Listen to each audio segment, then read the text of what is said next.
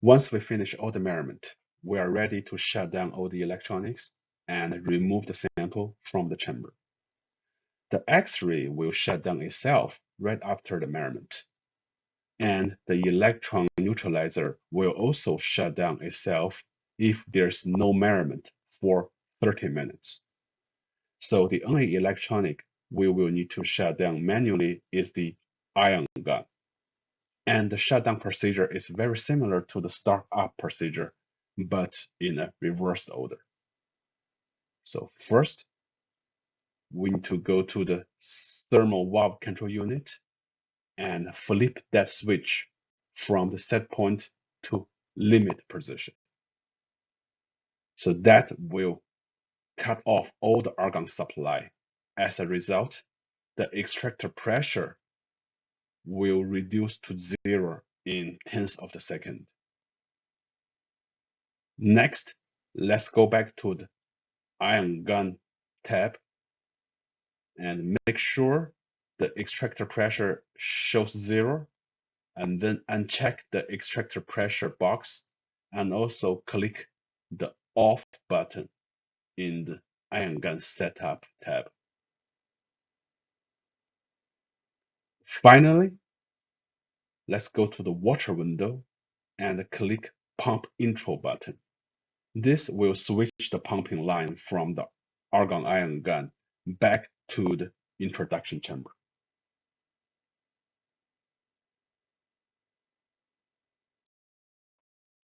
Now we're ready to remove the sample from the main chamber.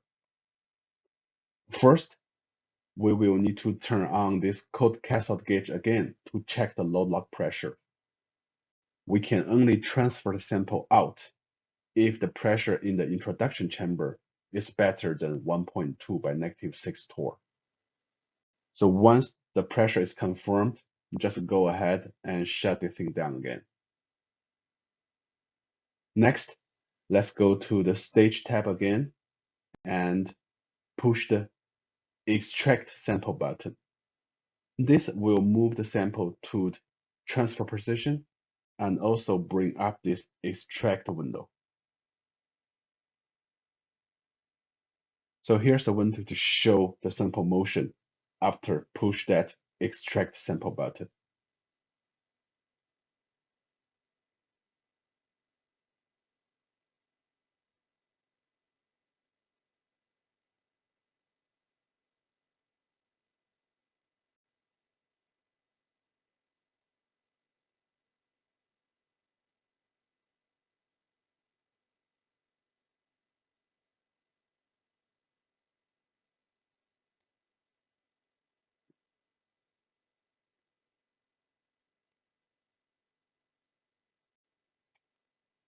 Once the motion stopped, let's go to the watcher and push transfer sample button.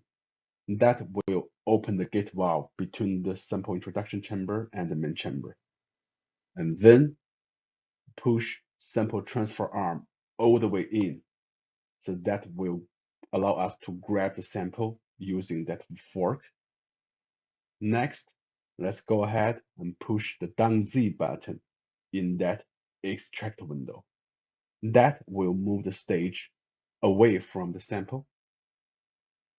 So once the motion stopped, fully retract the transfer arm from the main chamber and push it all the way to the stopper position. So that will trigger the gate valve and shut it down. So we will have the sample in the sample introduction chamber again.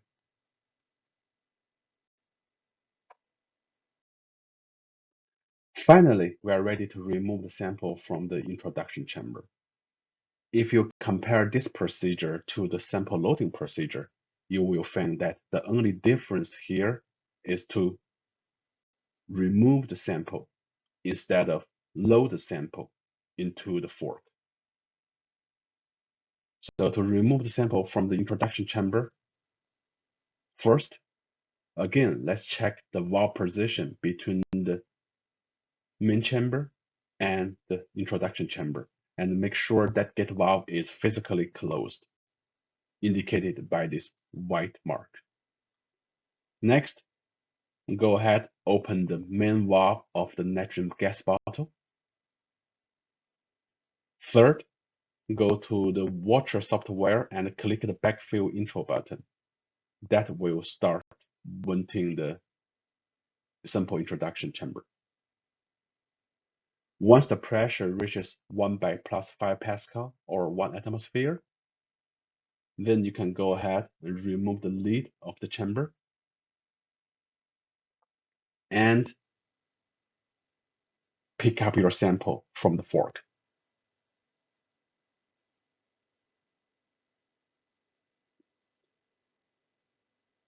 Then put the lid back on.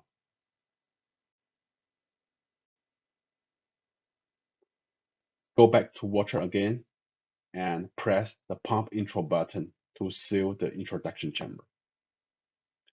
Finally, go back to the gas bottle and close the main valve to preserve the nitrogen gas.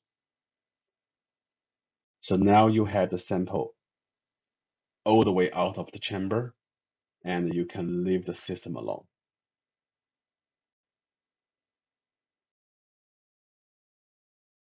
Now let's finish up the experimental sessions. We will still need to clean the sample holder and restore all the sample preparation tools.